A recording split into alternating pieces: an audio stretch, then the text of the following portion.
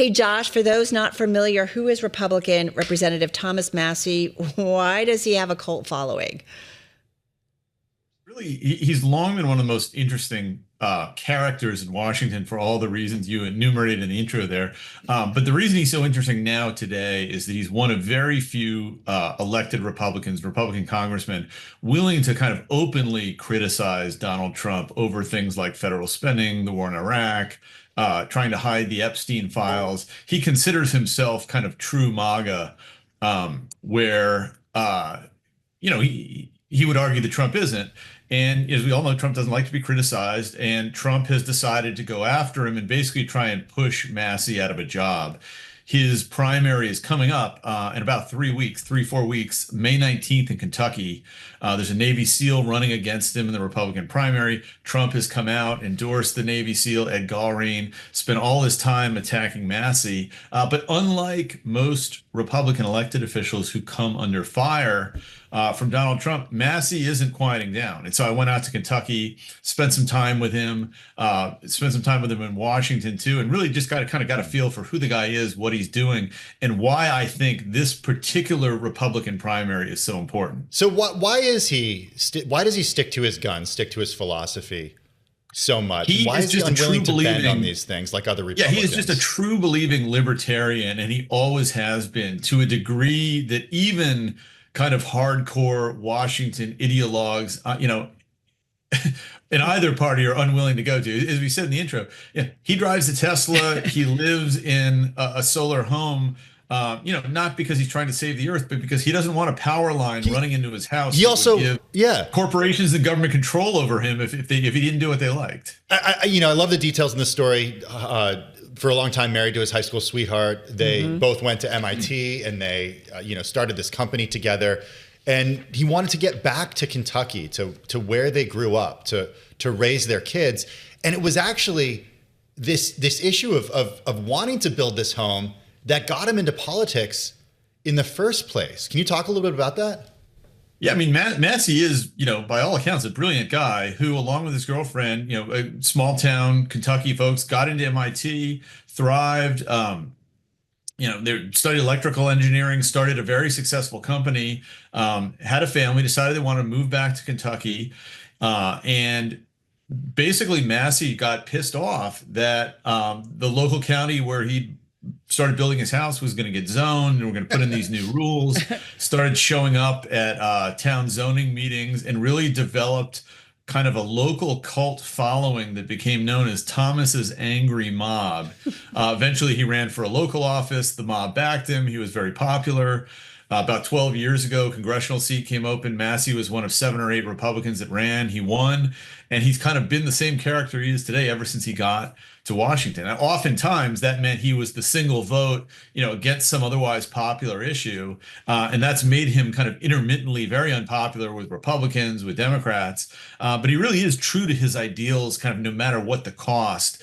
And what's so interesting to me about him, the reason we chose now to profile him in Business Week, is that I think his race on May 19th is also going to be a measure of Trump's political strength. Ordinarily, Trump can squash any Republican he doesn't like and put them out of a job. We've seen it time and time and time and time again. But Massie is a popular guy, too, at his home district. So if he is able to hold on and prevail, despite this onslaught from Donald Trump and all of these hedge fund backed super PACs that are coming after Massie, I think that's going to tell us a lot about Trump's weakening hold on the party. And I think it also might open up room for new voices like Massie's, who don't necessarily want to do everything Trump wants to do, or at least want to stick to the original MAGA vision and not go off crusading in Iran, buying having the federal government buy public companies, as Trump has talked about, and that sort of thing.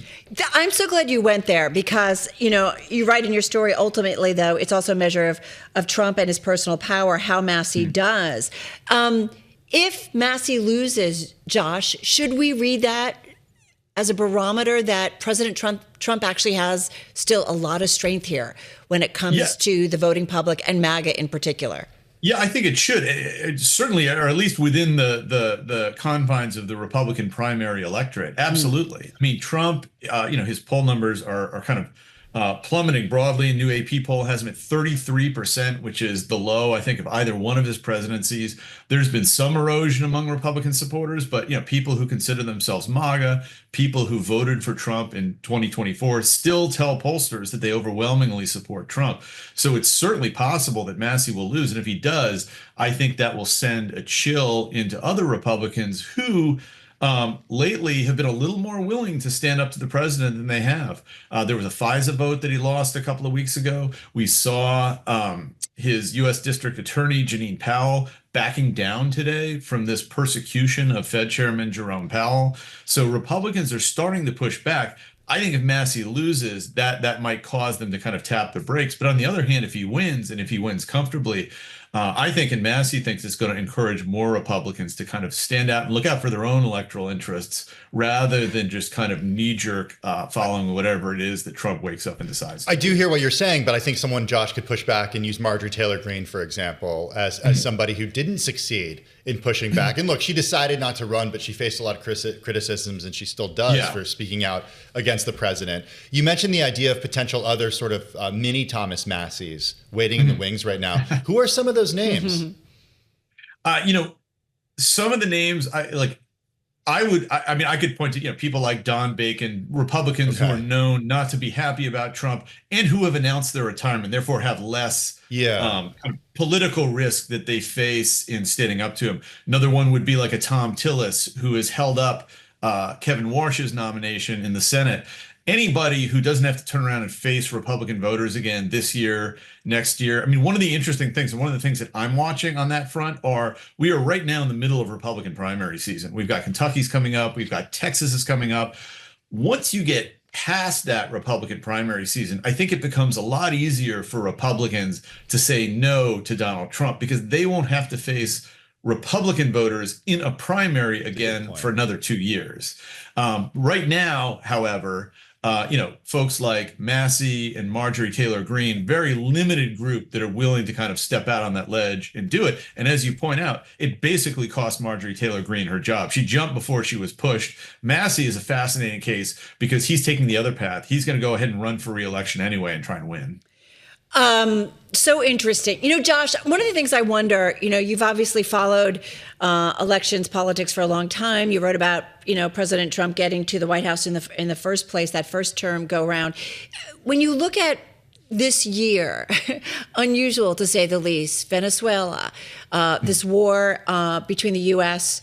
and Iran ongoing. We'll see what happens certainly this weekend or into the next week or so.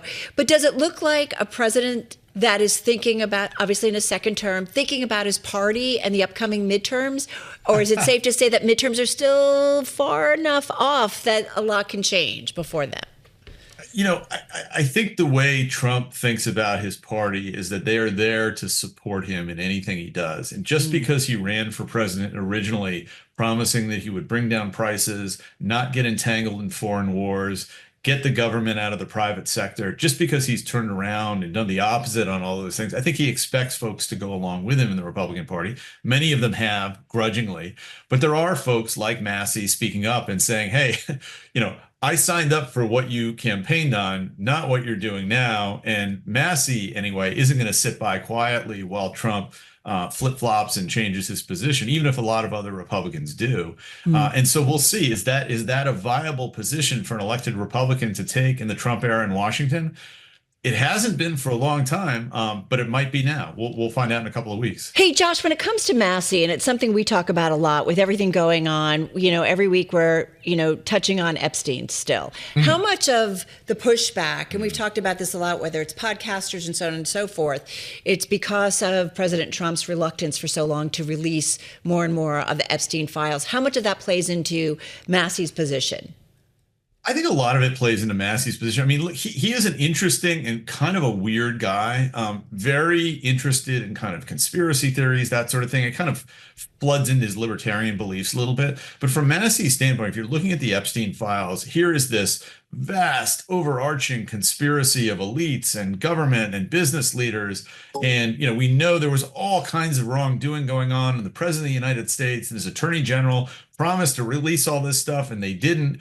And so I think it sort of triggers something in Massie that makes him want to kind of keep pushing on this. And look, the fact is, Trump ran on saying he would release these files. He hasn't. He's now pushed out Pam Bondi, his first attorney general, over his unhappiness with her performance around these issues. And it's something that really has gained a lot of steam, not only with Massie and Republicans, but as you said, with the broader kind of manosphere podcasting universe. Doesn't seem to be going away no matter what Trump does. And so that's one of, I would say several political issues that are really bogging Trump down, sinking his approval ratings, and making it easier for internal critics like Massie to kind of emerge, to get their voices out, and to try and build a more powerful beachhead in the party to start steering it back in the direction that they like it to go. Real quickly, as we say, we're living in unusual times. 25 seconds. President Trump's going to be at the White House Correspondents' dinner. Why? And just quickly, why do you think he's going to actually show up this year? I don't know. I don't think it's going to be a love fest. It's probably going to be to harangue the press. I myself am not going. I get plenty of haranguing right here in my own home from my kids and my wife. And so I'm going to be watching it on TV. But it's going to be interesting to see. I'm sure Trump's not going to be very happy.